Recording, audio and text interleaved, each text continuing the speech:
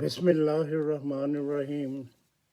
ناظرین اکرام، السلام علیکم ورحمۃ اللہ وبرکاتہ۔ قرآن کریم نے بنی اسرائیل کی امت مسلمان سے اتنی زیادہ مشابہت دی ہوئی ہے کہ یوں معلوم ہوتا ہے کہ بنی اسرائیل کی جو امت ہے وہ امت مسلمہ کے لیے ایک پروٹوٹائپ کی حیثیت رکھتی ہے۔ یعنی محمد رسول اللہ صلی اللہ علیہ وسلم کو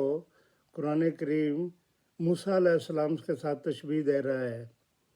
کہ وہ ان جیسے ہیں، اور موسیٰ علیہ السلام کی شریعت ہے، اس کو قائم رکھنے کے لیے، اس کو زندہ رکھنے کے لیے خدا تعالیٰ نے بارہا اور سینکڑوں پیغمبر بھجوائے جو آ کر جو ہے وہ دین موسیٰ کی جو ہے نا وہ تجدید کیا کرتے تھے اور صحیح راستہ بتایا کرتے تھے۔ لیکن جو یہود تھے وہ بگڑی ہوئی قوم ایسی تھی کہ وہ بالکل بار بار بگڑ جاتے تھے، جس کی خدا تعالیٰ نے بہت زیادہ سزا بھی دی۔ لیکن ان کی جو خاصیت تھی کہ وہ یہ کہ وہ اپنے مرضی کے جو ہے وہ آیات کو پیش کیا کرتے تھے، اور جو ان کی مرضی کے خلاف ہوتی تھی ان کو جو ہے وہ چھپا لیتے تھے، اور اسی طرح وہ جو ہے نا تورات میں تحریف بھی کر دیا کرتے تھے۔ اور اصل جو تورات ہے وہ تو آج بھی کسی کے پاس نہیں، کیونکہ خدا تعالیٰ نے تورات کی جو ہے حفاظت کا ذمہ لیا ہی نہیں ہوا تھا۔ لیکن جب جو ہے وہ بنی اسرائیل کی حالت اس قدر بگڑ گئی کہ وہ عام جو ہے وہ ناممکن ہو گیا کہ انہیں اصلاح کی جا سکے، تو خدا تعالیٰ نے اپنے ایک نبی کو یعنی عیسیٰ علیہ السلام کو، ایک بہت عظیم الشان نبی کو جو ہے وہ 1300 سال کے بعد جو ہے وہ انہیں بنی اسرائیل کی طرف بھجوایا، اور جو کچھ انہوں نے حضرت عیسیٰ علیہ السلام کے ساتھ کیا وہ اب سب کو اس کا علم ہے، میں اس کو نہیں دہرانا چاہتا۔ اسی طرح محمد رسول اللہ صلی اللہ علیہ وسلم پر جو شریعت اتاری گئی وہ قرآن کریم کی صورت میں تھی، اور قرآن کریم کا ذمہ جو ہے وہ اللہ تعالیٰ نے خود لیا ہوا تھا، تو اس میں تو تحریف ہو نہیں سکتی تھی۔ زیادہ سے زیادہ یہی کہہ سکتے تھے کہ یہ آیت جو ہیں یہ منسوخ ہیں، ان پر قابل عمل نہیں ہو سکتا۔ اور بہت سے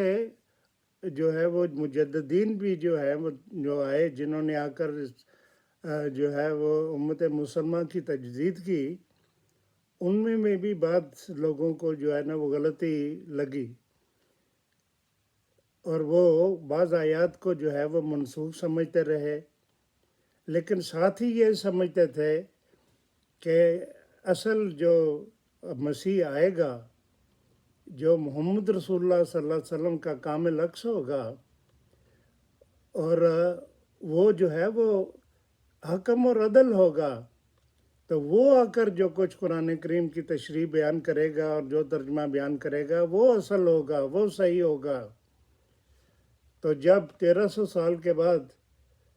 بالکل بنی اسرائیل کے طرح 1300 سال کے بعد جب اللہ تعالیٰ نے مسیح موعود علیہ السلام کو بھجوایا، تو جو لوگ متقی تھے انہوں نے تو تسلیم کر لیا، اور قرآن کریم کی جو تشریح انہوں نے بیان کی اس کو بھی تسلیم کر لیا، کیونکہ مسیح موعود علیہ السلام نے آ کر یہ بتایا کہ قرآن کریم کی کوئی آیت بھی منسوخ نہیں، تمام کی تمام آیات جو ہیں وہ قابل عمل ہیں، اور ریزنز کر کے بتایا، ریزن دے کر بتایا کہ یہ آیات جو ہیں یہ سب کی سب جو ہیں وہ قابل عمل ہیں، ان میں سے ایک شوشہ بھی منسوخ نہیں۔ تو جیسے کہ میں نے بتایا کہ جو متقی لوگ تھے انہوں نے مان لیا اور ان کو ایکسیپٹ کر لیا، لیکن وہ لوگ جو بالکل یہود کی طرح ہو چکے تھے ان کو یہ توفیق ہی نہیں ملی کہ وہ ان کی جو باتوں کو جو ہے وہ غور و فکر کے ساتھ دیکھ سکیں۔ تو انہوں نے پھر بھی وہی اپنے جو ہے نا وہ قرآن کریم کی بہت سی آیات کو منسوخ سمجھا اور بہت آیات کو جو ہے وہ ناقابل عمل سمجھا، اور جو ہے وہ بے شمار آیات ہیں جن کو وہ منسوخ یا ناقابل عمل سمجھتے ہیں۔ وہ بہت سی آیات ہیں جن کو میں اگلی ایپیسوڈ میں بیان کروں گا، لیکن آج میں صرف ایک جو ہے آیت جو سورہ بقرہ کی آیت 180 ہے وہ بتاتا ہوں کہ وہ یہ آیت ہے، اعوذ باللہ من الشیطان الرجیم، کتب علیکم اذا حضر احدکم الموت ان ترک خیرا الوصیۃ وصیۃ للوالدین والاقربین بالمعروف حقا علینا علی المتقین، تم پر فرض کیا گیا ہے کہ جو تم میں سے کسی کو موت آئے تو اگر وہ کچھ مال چھوڑے تو اپنے ماں باپ اور قریبی رشتہ داروں کے لیے اچھے طریقے سے وصیت کر جائے، یہ پرہیزگاروں پر واجب ہے۔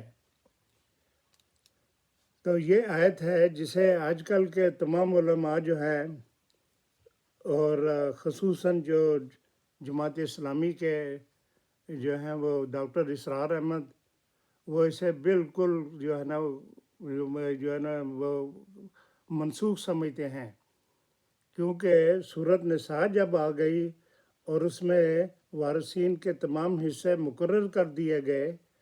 تو اب وصیت کی کوئی ضرورت نہیں رہی۔ اسی طرح جاوید احمد گامدی صاحب بھی یہی کہتے ہیں کہ جو ہے یہ آیت اب ناقابل عمل ہو چکی ہے، کیونکہ وہی بات کہ سورۃ نساء میں اللہ تعالیٰ نے تمام جو قریبی رشتہ دار ہیں ان کے حصے مقرر کر دیے گئے ہیں۔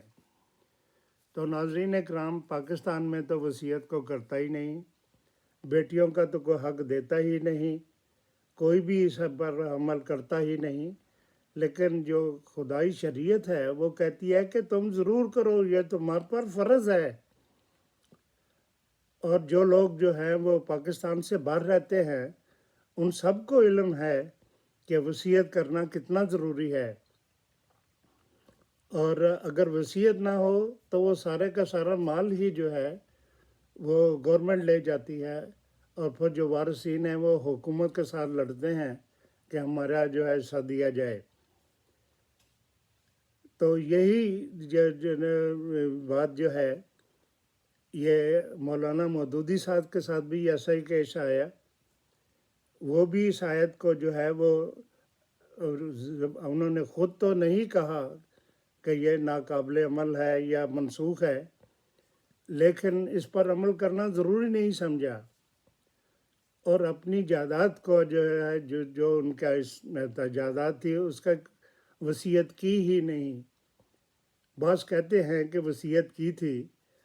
لیکن وہ چوری ہو گئی یا پتہ نہیں کوئی چوری کر کے لے گیا، تو صاف ظاہر ہے کہ وصیت تھی ہی نہیں، ورنہ کسی کو تو علم ہوتا۔ اور ان کی وفات کے بعد جو ان کی اولاد میں جھگڑا پیش ہوا، وہ پہلے تو جو ہے نا پہلے امیر کو لے کر جائے میاں طفیل صاحب کے پاس، انہوں نے تو اس میں انٹرفیئر کرنے سے ہی انکار کر دیا، لیکن جو دوسرے اور تیسرے امیر تھے یعنی قاضی حسین احمد صاحب اور مولانا منور صاحب، انہوں نے اس میں بہت زیادہ جو ہے انٹرفیئر بھی کیا، بہت کوشش کی کہ ان کا جو آپس میں تصفیہ ہو جائے، لیکن قطعاً کوئی تصفیہ نہیں ہوا اور آج تک نہیں ہوا۔ یہ صرف اور صرف اس وجہ سے کہ وہ اس آیت کو ہی منسوخ سمجھتے ہیں یا ناقابل عمل سمجھتے ہیں۔ اگر وہ اس کو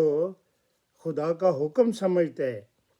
اور جو پرہیزگاروں پر جب خدا نے اسے واجب کر دیا ہے وہ اس کو واجب سمجھتے تو ضرور اپنی وصیت کا جو ہے وہ مکمل انتظام کر کے جاتے، اور ایسی جو صورت جو ہے وہ کبھی بھی پیش نہ آتی کہ آپس میں لڑ کے بھائی اور ان کی بیوی کو جو ہے نا آخر کار جو ہے نا وہ کورٹس میں جانا پڑا، ان کے خلاف مقدمہ کرنا پڑا اور کورٹ کو کہنا پڑا کہ ہمارا تصفیہ کرائے۔ تو یہ میں ان کی کوئی جو ہے نا کوئی حجو یا ان کی غلط بات تو نہیں کہہ رہا، صرف یہ بتانا چاہتا ہوں کہ جو حق ہے، جو مومنوں پر فرض ہے، اس پر انہوں نے پوری طرح عمل نہیں کیا، اور اس کے جو کانسیکوینس ہوئے ہیں وہ اس قدر خراب ہے کہ ان کی ساری اولاد ہی آپس میں جو ہے نا وہ بکھڑی ہوئی ہے، اور آج تک کوئی فیصلہ نہیں ہو رہا، اور ساری اولاد ہی بٹ گئی ہے۔ انہوں نے جماعت اسلامی کو ہی ترک کر دیا ہے، اور جو ہے نا وہ ان کی جو مودودی صاحب کی بیگم ہے وہ اس تصفیہ کرانے میں ناکام رہیں، کورٹ بھی کچھ بھی فیصلہ نہیں کر سکی، اور وہ اسی جو ہے نا وہ کشمکش میں وہ اللہ تعالیٰ کو پیاری ہو گئی۔ ناظرین کرام، یہی بتانا چاہتا تھا کہ جو منسوخ کرنے کی یا ناقابل عمل آیات کو ناقابل عمل ظاہر کرنے سے جو کانسیکوینسز ہیں وہ میں ایک مثال دے کر بتایا کہ یہ کس قدر جو ہے خطرناک اور بہت مضر جو اس کے اثرات پیدا ہو سکتے ہیں۔ میں اسی پر اکتفا کرتے ہوئے آپ سے اجازت چاہتا ہوں۔ اگلی ایپیسوڈ میں واقعی ان آیات کا بھی ذکر کروں گا جو یہ لوگ سمجھتے ہیں کہ وہ منسوخ ہو چکی ہیں یا ناقابل عمل ہیں، اور میں یہ بھی بتاؤں گا کہ حضرت مسیح موعود علیہ السلام، حضرت مرزا غلام احمد قادیانی علیہ السلام نے ان کی کیا تشریح کی، اور کس طرح وہ عقلی طور پر جو ہے اور منطقی لحاظ سے بھی وہ بالکل جو ہے وہ عین انسانی جو ہے ضمیر ہے اس کے مطابق ہے۔ اس وقت تک کے لیے اجازت چاہتا ہوں۔ السلام علیکم ورحمۃ اللہ وبرکاتہ۔